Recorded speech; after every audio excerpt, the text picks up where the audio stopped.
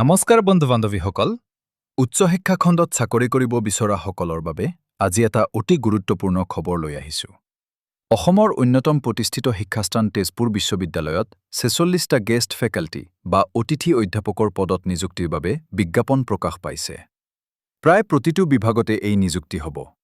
আবেদনৰ শেষ তাৰিখ কেতিয়া আৰু কেনেকৈ ইমেইলৰ জৰিয়তে আবেদন কৰিব লাগিব আহক আজিৰ এই ভিডিঅ'টোত বিতংভাৱে জানো এইবাৰ মুঠ ৪৬টা পদৰ বাবে বিভিন্ন বিভাগত আবেদন বিচৰা হৈছে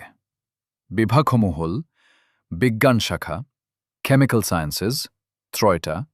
এনভাইৰনমেন্টাল সায়েন্সেস 2টা ফিজিক্স 3টা কলা আৰু ভাষা শাখা ইংলিশ 3টা কালচারাল স্টাডিজ 1টা লিঙ্গুইস্টিক্স 4টা চাইনিজ 1টা জার্মান 1টা অভিযান্ত্রিক ইঞ্জিনিয়ারিং শাখা civil computer science electronics electrical mechanical আৰু এনাৰ্জি বিভাগত পদ খালি আছে অন্যান্য ল 1টা সোশ্যাল ওয়াৰ্ক 2টা এডুকেশন 3টা বিজনেস এডমিনিস্ট্ৰেশন 2টা কমাৰ্স 2টা আৰু উইমেন্স স্টাডিজ 3টা এতিয়া আহোঁ যোগ্যতালৈ এই পদসমূহৰ বাবে শৈক্ষিক অৰ্হতা UGC ইউনিভাৰ্চিটি গ্ৰাণ্টছ কমিশ্যনৰ নিয়ম অনুসৰি হ'ব লাগিব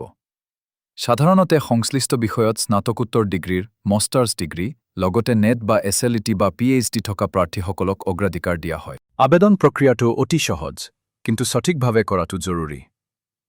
পোনপ্ৰথমে তেজপুৰ বিশ্ববিদ্যালয়ৰ অফিচিয়েল ৱেবছাইট tezu.net.in লৈ গৈ নিৰ্ধাৰিত আবেদন পত্ৰ এনেক্সাৰ 1 আৰু 2 ডাউনলোড কৰক আবেদন পত্ৰখনৰ সৈতে আপোনাৰ বায়োডেটা আৰু যাৱতীয় নথিপত্ৰ টেষ্টিমনিয়েলছ সংলগ্ন কৰক আপুনি যিটো বিভাগৰ বাবে আবেদন কৰিব বিচাৰে সেই বিভাগৰ নিৰ্দিষ্ট ইমেইল ID লৈহে আবেদনখন পঠিয়াব লাগিব ইংৰাজী বিভাগৰ বাবে hod_eng@tezu.net.in বা কমাৰ্চৰ বাবে hod_com@tezu.net.in সম্পূৰ্ণ ইমেইল তালিকাখন আমাৰ ডেসক্ৰিপশ্যনত দিয়া আছে মনত ৰাখিব ইমেইলৰ জৰিয়তে আবেদন কৰাৰ অন্তিম সময় হৈছে 29 জানুৱাৰী 2026 আবেলি 5 বজালৈ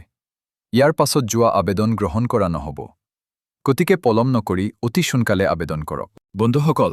এই নিযুক্তিৰ সম্পূৰ্ণ বিজ্ঞাপন আৰু ইমেইল আইডিবোৰ তলৰ ডেসক্ৰিপশ্যন বক্সত দিয়া আছে